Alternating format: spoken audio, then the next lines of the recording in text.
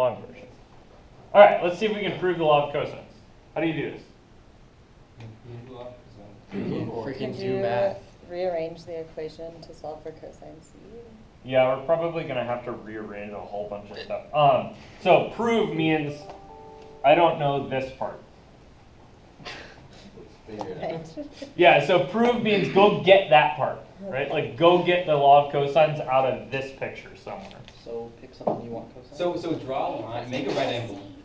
Good. Why would you make a right angle? Because you have a reference for right. You like know things about right angles. Yeah, because right now I don't know anything about not right triangles, so I'm going to make a right angle So somewhere. make two right triangles by drawing a So- perpendicular line from C down to C.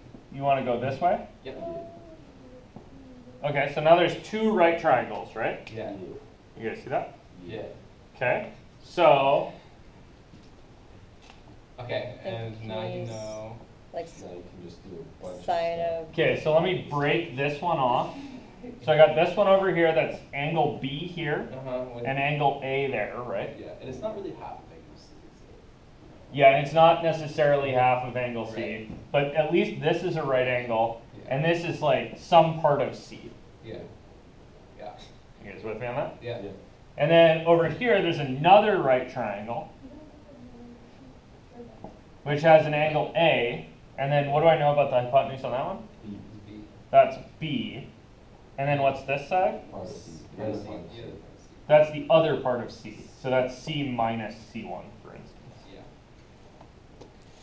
You guys All got right. it? Yeah. Or maybe we could, yeah, whatever. That'll be fine. You could label that C2 and then write someplace off in the margin that C equals C1 plus C2, right? That would be fun.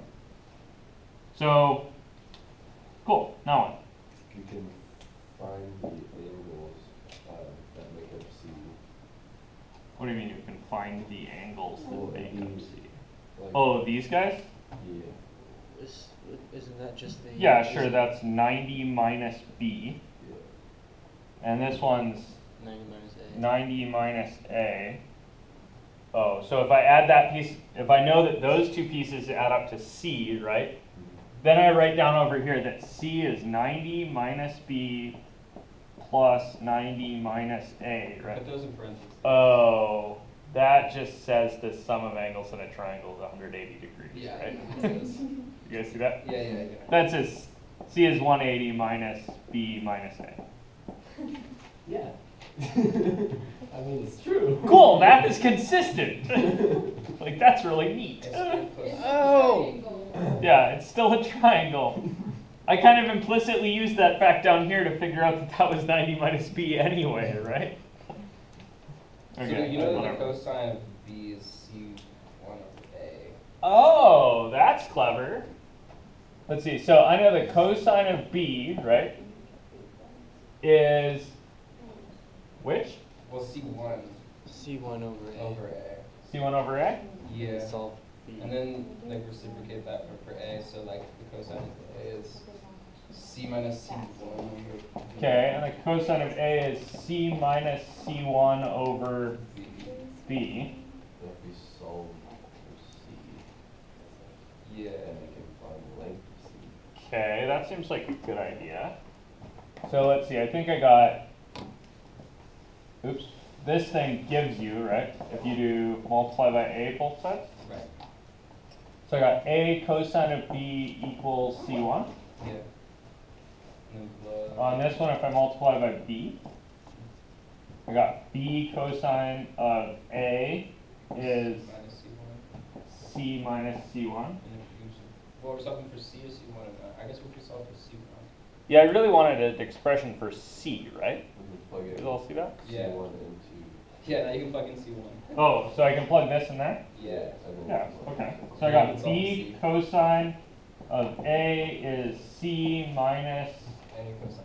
A cosine of B. And now add A cosine of B to both sides. So you can get C by itself. Okay. So I found that C is B cosine of A plus A cosine of B. Cool. Cool. That's something. Yeah. I mean, it's It is something. there. Okay, so that's some information. We're trying to solve the triangle. Huh? Really what I'm trying to do is find an expression for C, right? Oh, for C squared. Well, okay, so I C. could know that I'm supposed to be aiming at C squared, right? Yeah. I'm really trying to develop something that feels a lot like the Pythagorean theorem, right? Right. Well, you So maybe I should be looking at Pythagorean theorem. doing the Pythagorean theorem to something. Yeah, that makes sense. So you could do. Do you see this? Can you plug a squared plus, no. C, B, and A. Yeah. Well, a squared minus c1 squared equals side length b. What? A squared minus c1 squared for your left-hand triangle equals the side length projected by angle b. The left triangle on the left. Okay, You just so take you're the saying Pythagorean that theorem. this vertical height here, Yeah, Yeah. that's which I'll call, I guess, H. Okay, so a squared minus c1 squared equals h squared. Bless you. Okay, so you found Or just A write it, since now that squared. you have h, just might as well write h squared plus c1 squared equals a. H squared, yeah, H plus squared C1 plus squared. C1 squared equals A squared. Yeah. Okay, that's true. Cool. Um, What else you got? And then just, are we solving for? I don't know what I'm solving for. H You is guys all- are solving. I'm just writing. h is also c minus c1 squared. So or H. b minus b. Hang on. H squared. I just want to be careful because I'm worried that you're Yeah. going a little fast. So H squared plus C minus C1 squared is B squared. So name are two things that you can relate back to h squared. So now you have a, Oh, okay. So I could maybe shove something to the other Solve for side. h squared. Yeah. Okay, cool. That seems like a good idea. Let me come over here where I have some. Okay, so I think I have H squared is A squared minus C1 squared, right?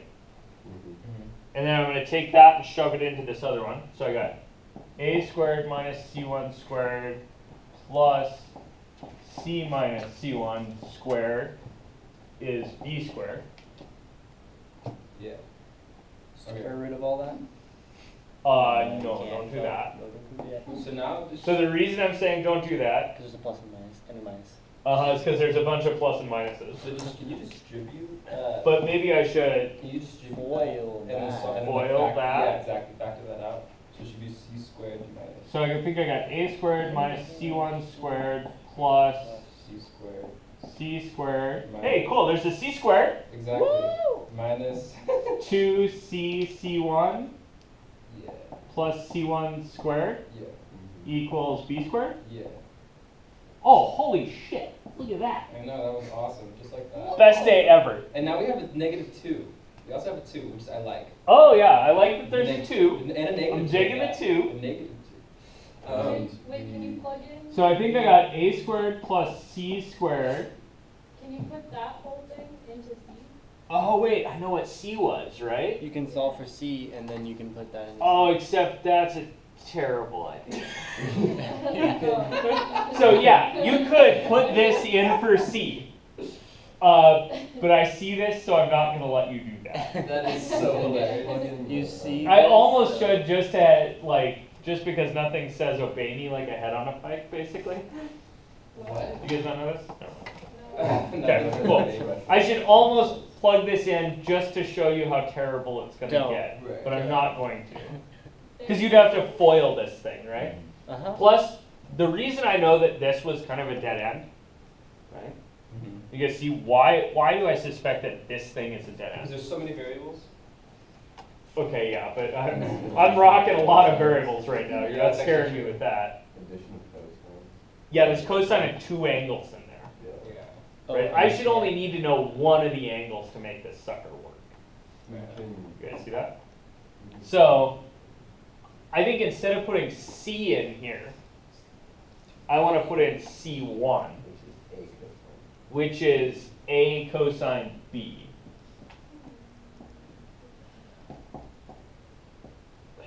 Oh, C. Oh, dude. I see.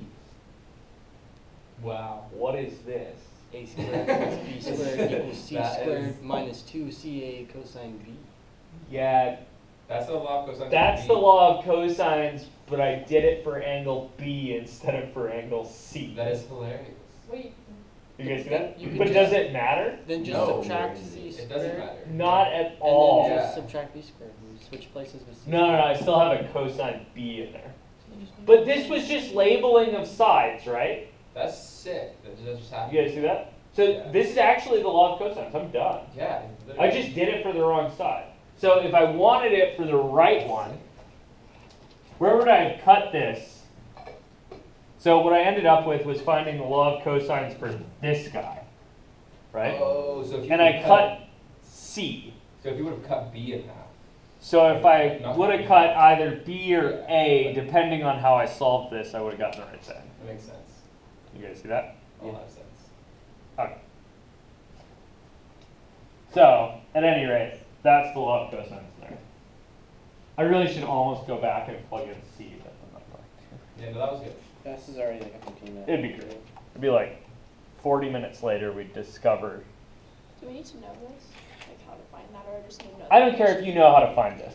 Okay. What I want is for you to know there is a way to find it, and it's a big diagram chase, right? Like you just cut the triangle in half because you don't know anything about not right triangles, because you're trying to find something out about not right triangles. So you cut it in half, make two right triangles, and then fiddle with it a while. If you guys know that, I'm good with your understanding of this. Cool?